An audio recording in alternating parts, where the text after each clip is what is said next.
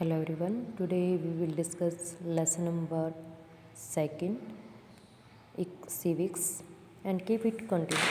First lesson we are not doing, and second is that what is democracy and why democracy. इस lesson को हम read करेंगे. Democracy firstly हमें पता होना चाहिए क्या है. It is a form of government and different countries follow different form of government. So firstly, democracy is a form of government in which the rulers are elected by people in democracy. यानी लोकतंत्र क्या है, जिसमें जो हमारा शासक होता है उसका चुनाव लोगों के द्वारा किया जाता है. ऐसी जो गवर्नमेंट होती है उसको हम लोकतांत्रिक, जनतंत्र या प्रजातंत्र कहते हैं.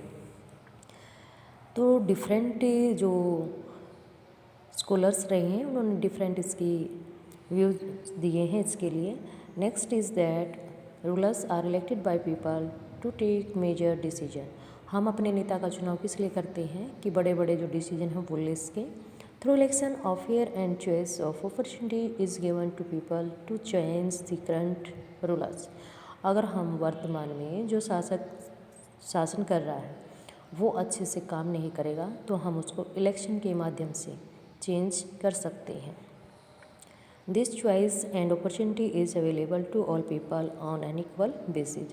ये चॉइस और अवसर सभी लोगों को जिसकी एज 18+ है, जिसको राइट टू वोट मिला हुआ है, वो व्यक्ति इसका प्रयोग कर सकता है. The exercise of this choice leads to the formation of a government.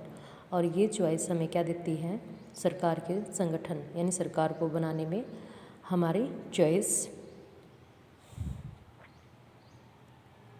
Limited by basic rules of the constitution and citizen right. इसमें क्या है, इसी प्रकार से कुछ हमारे जो शासक होते हैं, जो हमारा संविधान है और हमें जो उनमें कुछ राइट मिले हुए हैं. For example fundamental right. तो there are 6 fundamental right at present we have. तो ये डेमोक्रेसी के एक फीचर्स होती हैं. डिमेरिट और मेरिट ऑफ डेमोक्रेसी ये हम इस लेसन में रीड करेंगे.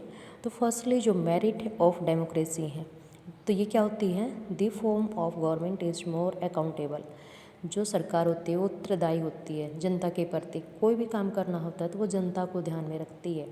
Second, democracy improve the quality of decision making.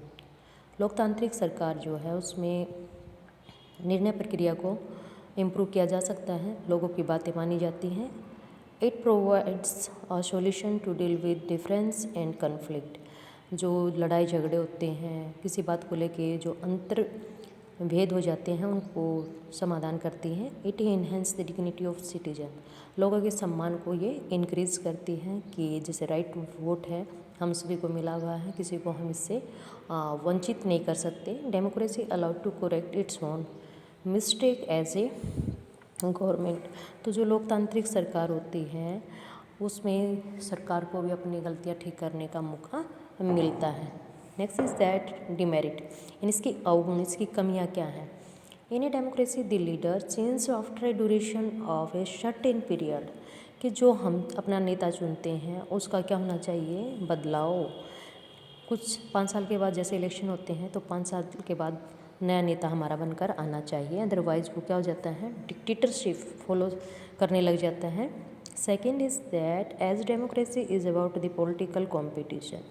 कि जो लोकतंत्र है इसमें राजनीतिक कंपटीशन होता है. बहुत सारी पॉलिटिकल पार्टियां होंगी, कुछ नेशनल होंगी, कुछ रीजनल पार्टियां होंगी. जैसे आपके हरियाणा में है JJP, INLD, Congress, BJP. Different parties in different state में मिलेंगी. Power play it's leave no space for motility. और इसमें कोई भी नैतिकता की भावना नहीं बचती, तो इसलिए कम से कम पार्टी होनी चाहिए. If a decision has to be made और role has to be confirm. अगर कोई नियम बन जाता है, डिसीजन ले लिया जाता है, there are a lot of people consult for the process leading to the delay of the decision. तो बहुत सारे लोग क्या कर सकते हैं, उसके अगेंस्ट भी जा सकते हैं और उस निर्णय को लेने में क्या हो सकती है, देरी हो सकती है. As a democracy is based on electoral competition it leads to corruption. लोकतंत्र में किस पर आधारित है, चुनाव प्रतियोगिता. चुनाव में प्रतियोगिता बहुत ज़्यादा देखने को मिलती है। जैसे इलेक्शन होते हैं, एक एक पार्टी के पता नहीं कितने सारे कैंडिडेट जो इसको लीड करते हैं, और उनमें क्या होता है, फिर करप्शन फैलता है। क्यों फैलेगा? क्योंकि हर कोई क्या चाहेगा, विनर होना, और विनर होने के लिए वो मनी है जो उसको काफ़ी स्पेंड करते हैं इलेक्शन के टाइम पे। तो इस लेसन की जो मेन समरी है वो ये रहेगी। Thank you, have a nice day.